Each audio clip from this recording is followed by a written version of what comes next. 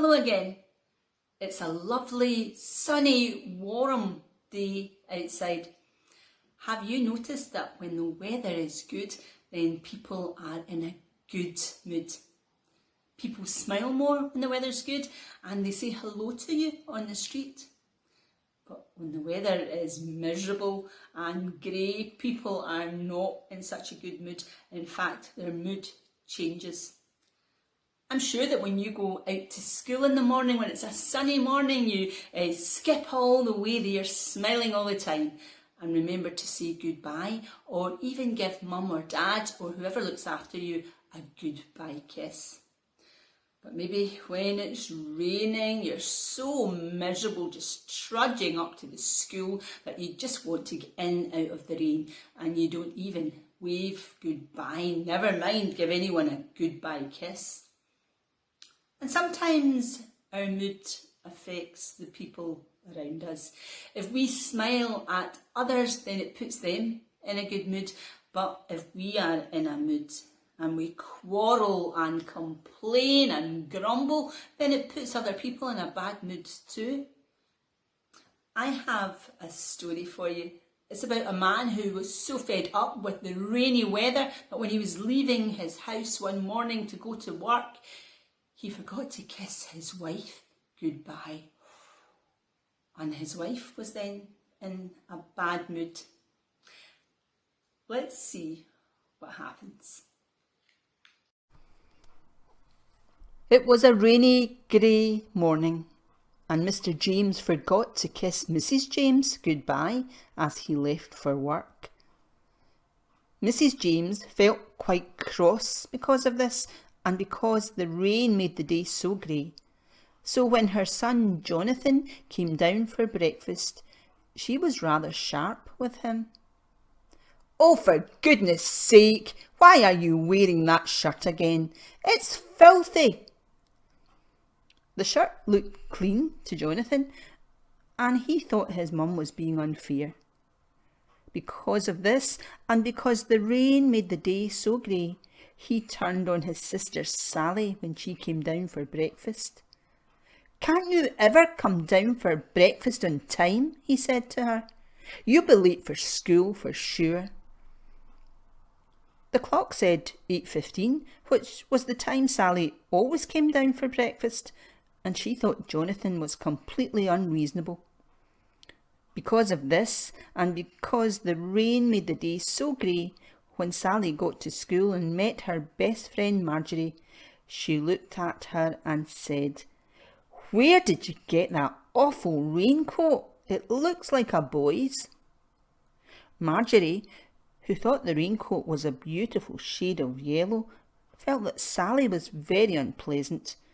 And because of this, and because the rain made the day so grey, when she got home from school and found her little brother playing with her doll, she said, "Why do I have to have such a little sissy for a brother?" Eddie, her little brother, always played with her dolls, and she had never minded before. Eddie thought his sister was being very unkind. Because of this, and because he couldn't go outdoors to play in the rain, Eddie went to his room and shoved the dog off his bed where the dog was sleeping. But the dog didn't mind the rain, and she thought Eddie was playing. So the dog put her front paws down and her hind legs up, and her tail began wagging. She pounced on Eddie, and they rolled over and over, wrestling together until the dog won and sat on Eddie's chest and began licking his face. This tickled him and made him laugh, and he was laughing so hard that when Marjorie came in looking for a pencil for her arithmetic homework, he gave her his best pencil, the one with the eraser. Marjorie was so grateful she couldn't help smiling and saying, "Thank you very much." She started to go out of the room and then turned back. "You really aren't a sissy," she said.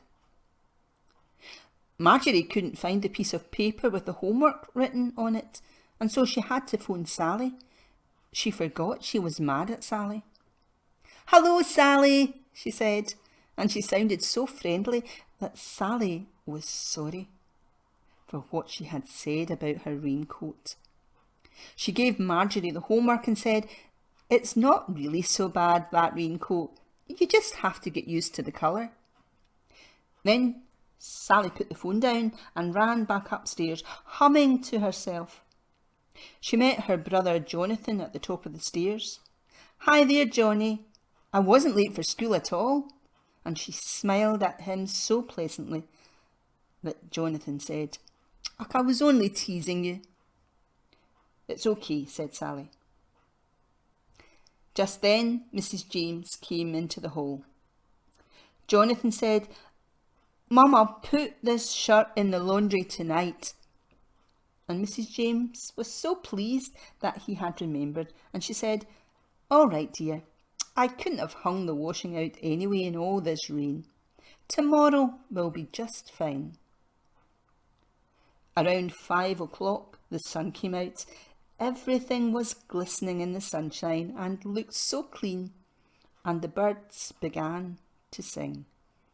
Just as Mr. James came home and kissed Mrs. James with a great warm hello kiss. The end. Well, I'm glad that they all stopped quarrelling. That story's put me in a good mood.